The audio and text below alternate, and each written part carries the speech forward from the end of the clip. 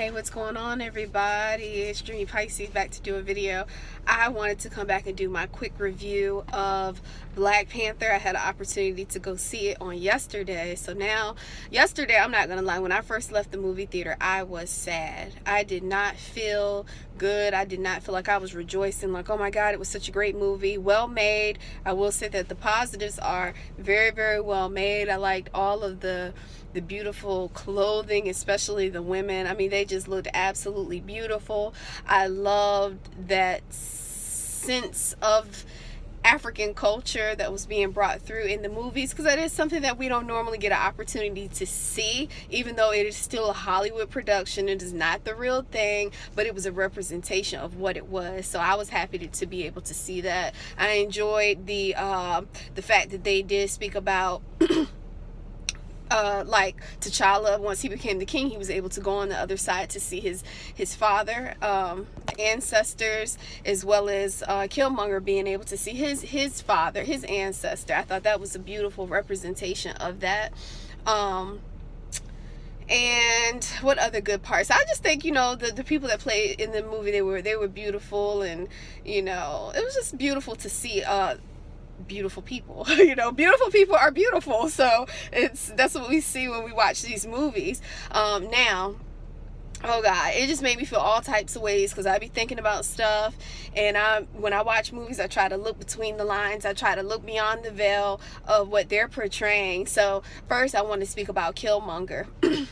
Killmonger, yes, he did kill his girlfriend. Okay, me and my girlfriend had to talk about this today, and she was just like, once he killed his girl, I was over it. I was done with him. And I do feel that a lot of people look at Killmonger as being this evil being, very you know, bitter and angry and hatred, and he was a killer. But I look at Killmonger as, if we can rewind from where he was nothing but a hurt little boy.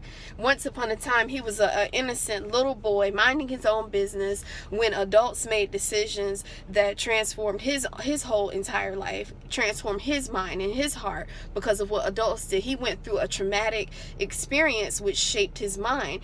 Killmonger is a representation of me being a child and coming in contact with different things in life, which changed me from being this innocent little child and making me have to grow up too soon, just like mostly everybody else from my generation. Everybody's got a story.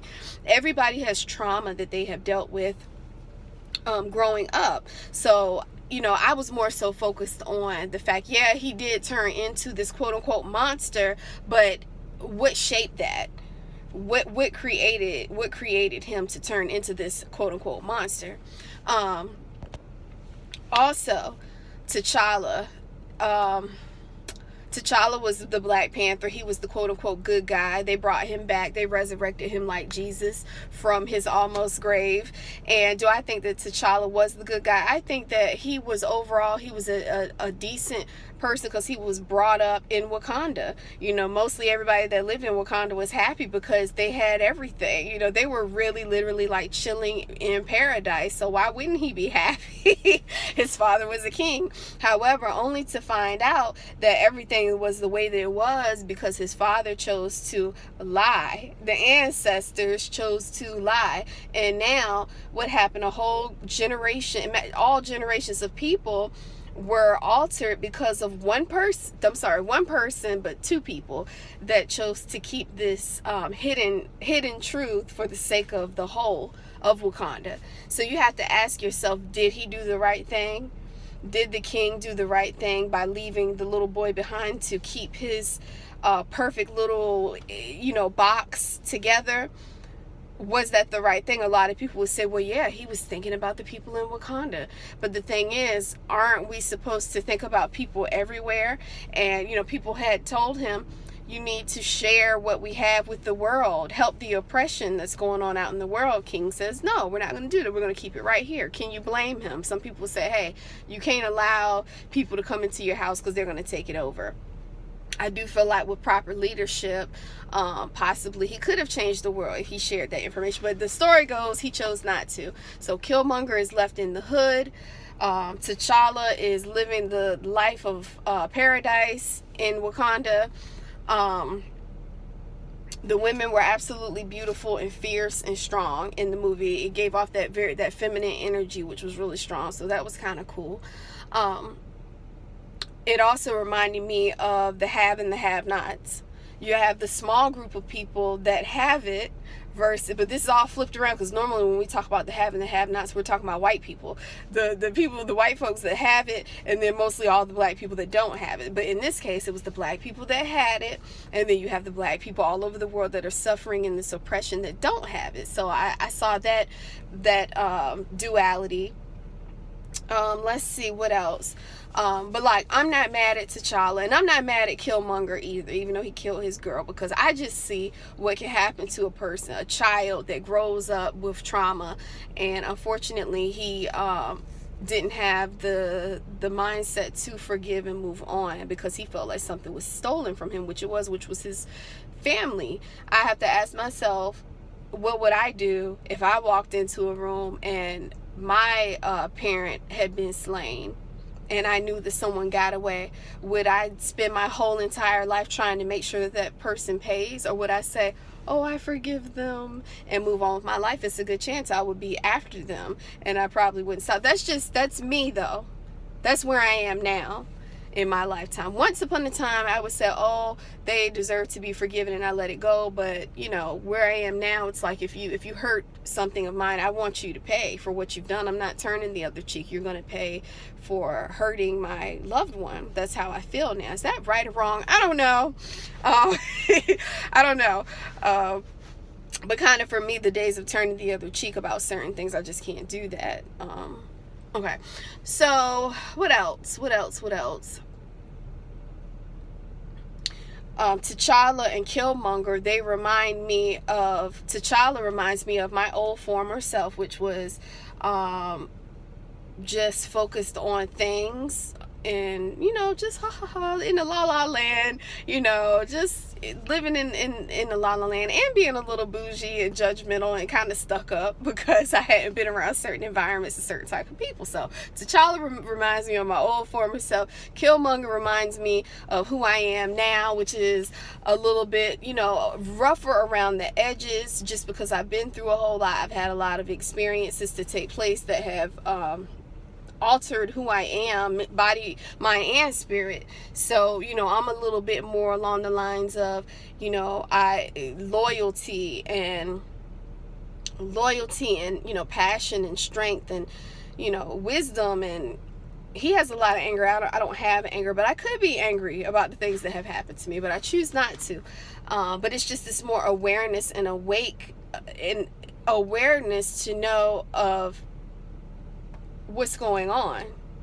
T'Challa is like this nice, person, even though he was a warrior, versus this I'm gonna jump into the water and be with my ancestors, because I would rather die than to end up being a prisoner in my own mind, or end up not being able to be who I want to be, but having to be fake and phony, and I just saw so many different contrasts in the video.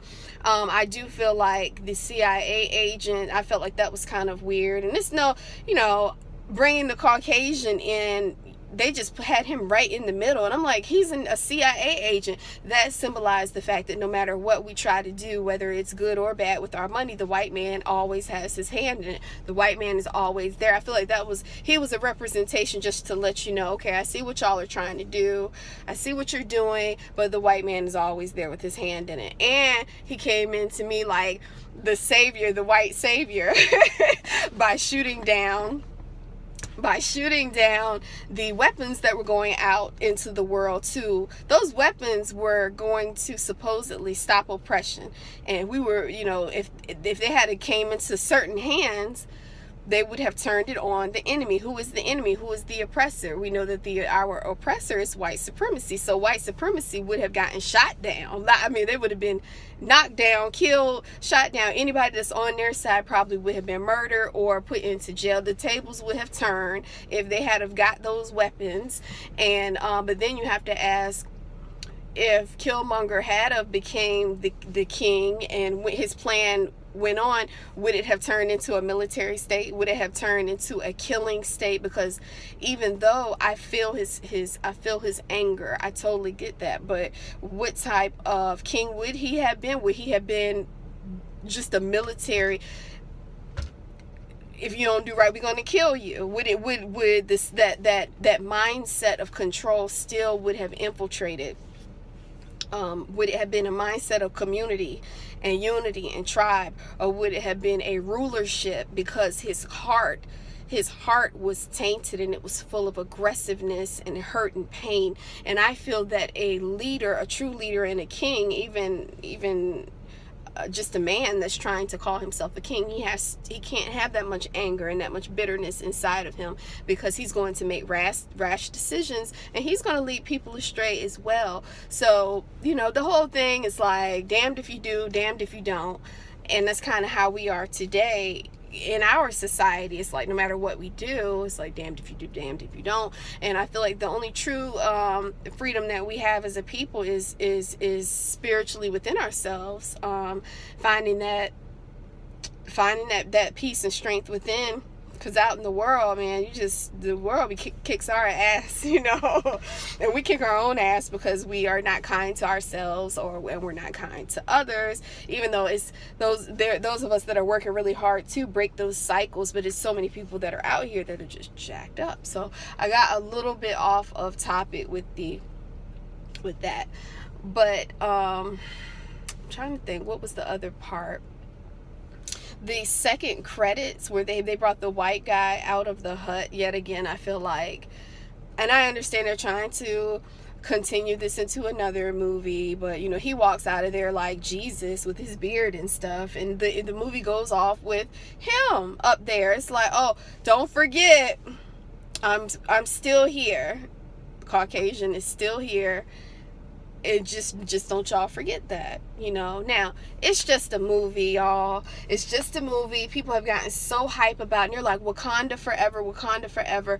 But it's just a movie, y'all. And I feel that people don't really care about, you know, Africa. We don't really care about our brothers and sisters that's in other countries that in Africa, you know. But Wakanda was cool because Wakanda was beautiful. Wakanda was, you know, it was popping. Like, they had the technology, they had all the beauty stuff, and we love that. We love to lap that up. We love it because it looks good.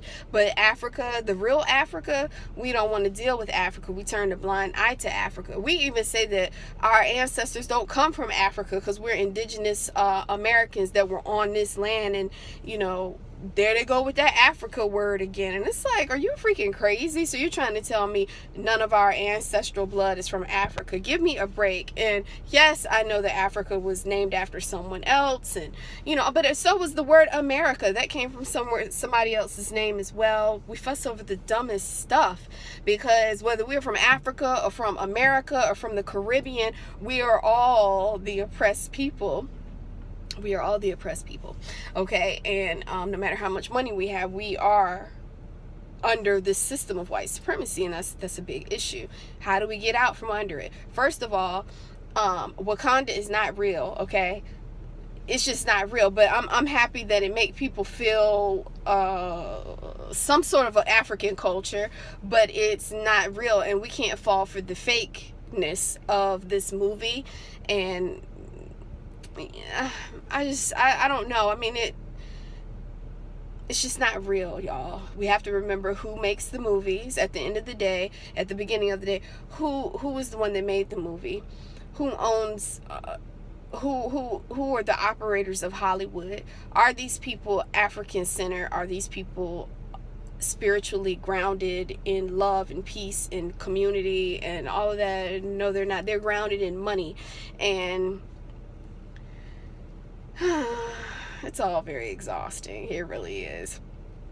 It really is. But it's just a movie, y'all. And our world is in a bad state. And I feel like this Wakanda, people are like, Wakanda forever, and people are going crazy, and everybody's wearing their African garb and just being super hype up over Wakanda forever. And this, to me, I'm getting the same feeling from this, like for people that are in the Beehive and they love Beyonce. These are like the Beehivers. This is like the Wakanda Wakanda Forever crew. And it's like, y'all are tripping, because we just get excited. We're like a kitty cat with a ball of yarn. We get so excited by anything that that the oppressor gives to us. Kudos on the movie being a beautiful production, if we're talking about it artistically. Beautiful production, but there's so many hidden messages in that movie, and there's so many messages saying that, you know, yes, we do still fight against each other, but why do we fight against each other? Why do we have the poor people and the rich people? Why are some people happy and at peace, living in tranquility, and then you have other people that are living in poverty, that are depressed and sad and are hungry? Why is that?